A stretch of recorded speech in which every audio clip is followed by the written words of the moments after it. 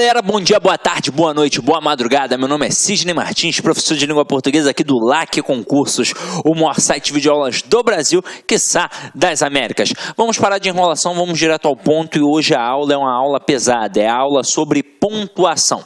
Detalhe, quando a gente fala de pontuação, você já deve estar pensando numa porrada de sinal, 2 pontos, travessão, parênteses e por aí vai. Só que é o seguinte, o principal sistema de pontuação que cai em prova é a vírgula. Então, se você dominar bem o processo da vírgula, você vai, no mínimo, mandar bem na prova, pelo menos nos assuntos de pontuação.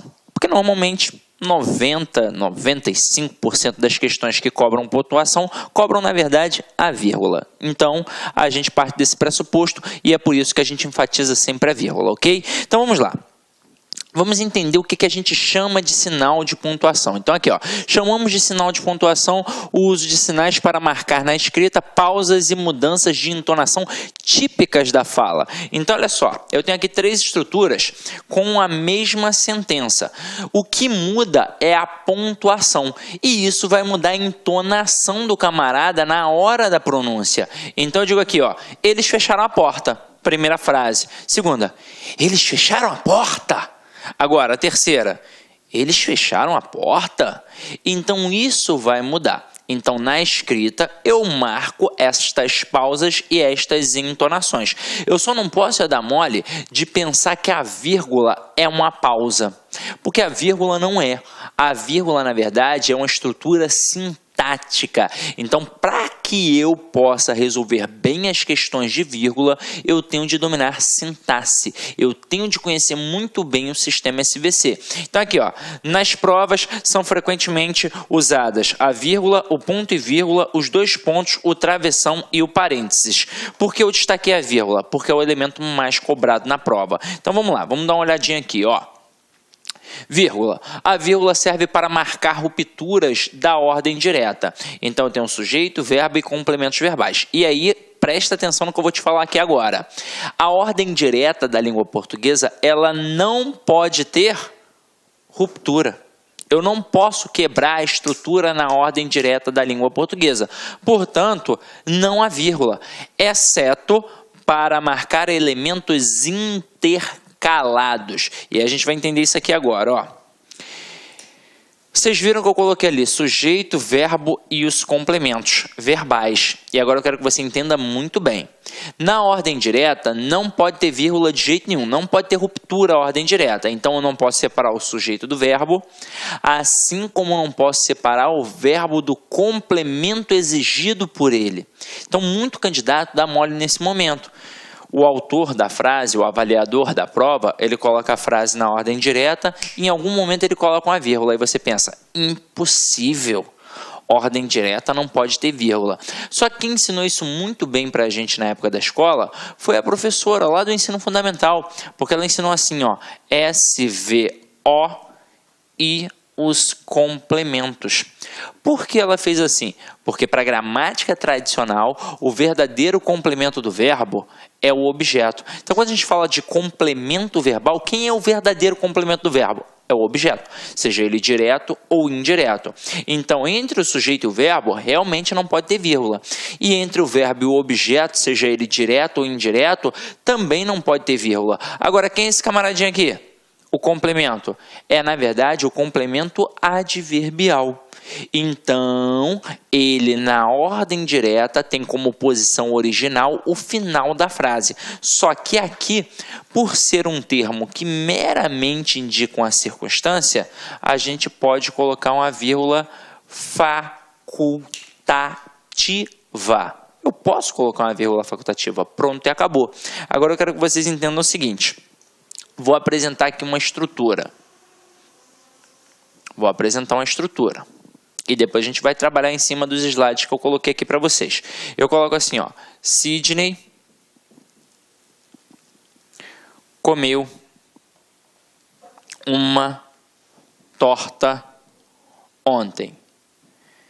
Nesta frase, a priori, muito candidato vai pensar, ué, não tem vírgula. Realmente não precisa de vírgula. Mas que pode ter uma vírgula? Pode. Aqui, como é que eu vou matar se tem ou não tem vírgula? A primeira coisa é achar o verbo. Então, aqui eu tenho o verbo comer. Eu pergunto a ele quem é o sujeito. Como é que eu pergunto sempre quem é o sujeito? Sempre quem ou o que. Então, quem comeu? Aqui, ó, Sidney. Então, entre o sujeito e o verbo, não pode ter vírgula de jeito nenhum. A não ser que aparecesse ali uma estrutura intercalada. Agora, o que foi comido? Uma torta. Então, nesse contexto, quem come alguma coisa, no caso, comeu uma torta. Então, tem um verbo transitivo direto e uma torta é o objeto direto. O objeto é o verdadeiro complemento do verbo, porque esse verbo possuía sentido incompleto. Se eu chegasse para você do nada e falasse assim, ó, Sidney comeu, você me perguntar o quê?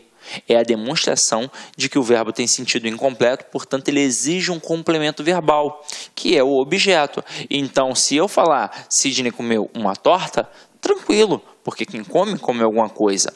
Agora, eu coloquei ontem. Aquilo dali foi um algo a mais, foi uma mera circunstância indicada.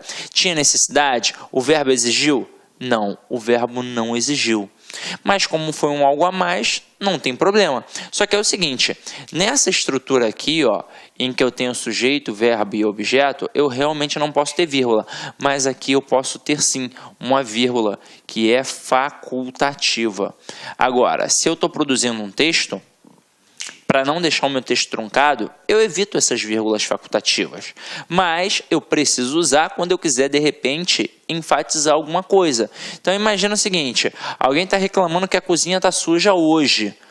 Aí vai lá, ó, Sidney, comeu uma torta ontem, isso aqui não fui eu não. Entendeu a pegada? Agora, nas provas, os avaliadores gostam de cobrar esse adjunto adverbial deslocado. E aí começa um problema. Que é o seguinte, o que a gramática versa e de forma não muito clara, esse é que é o problema.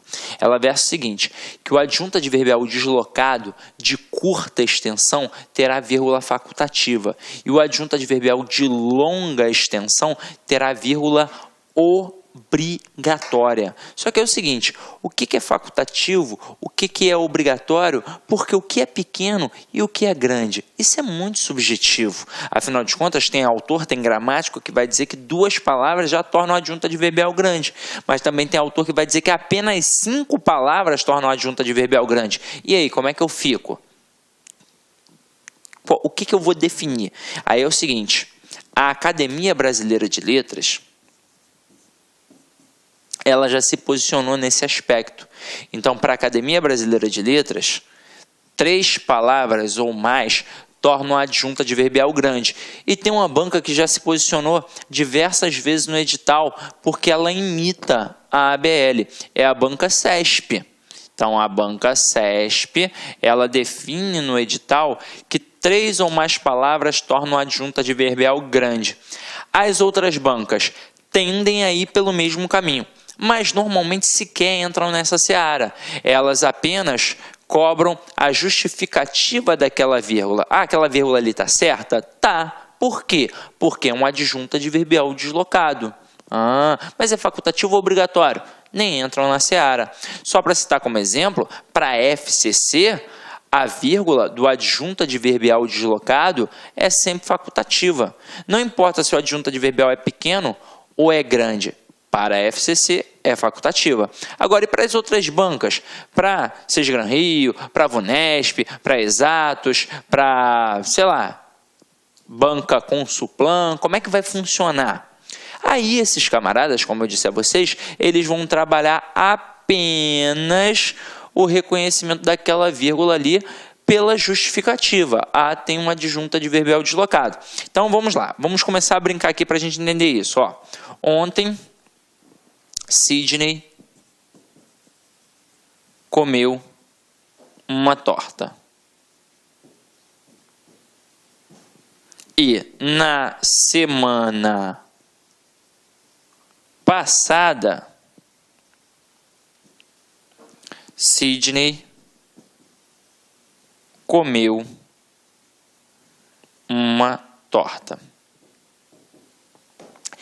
Teoricamente, como já tem um posicionamento pelo menos da Academia Brasileira de Letras e pelo menos da Banca CESP, a gente parte do pressuposto que ao ter uma adjunta adverbial curta ou pequeno, a gente tem uma vírgula facultativa. Quando eu tenho 3 ou mais palavras, eu tenho uma vírgula obrigatória. E aí eu vou frisar uma parada importante para vocês. Se liga, você não vai fazer só este concurso, você vai fazer diversos concursos, não é verdade? Então você precisa... E aí, meus amigos, tudo bem? Professor Cleber Pinho. E aí, gostaram da aula? Realmente um professor diferenciado. Somente aqui no Lar Concurso você terá professores assim, diferenciados, focados na sua aprovação. Já faça o convite. Venha participar da nossa turma específica para a PM Goiás. Pré-edital, a banca já foi selecionada, é a OCP. O curso está saindo apenas o valor de 10 vezes de R$30. Um investimento baixo para um sucesso gigantesco, que é a sua aprovação. Então, não fique aí perdendo tempo. Venha para o LAC, venha ser aprovado. Um abraço e até mais. Tchau, tchau.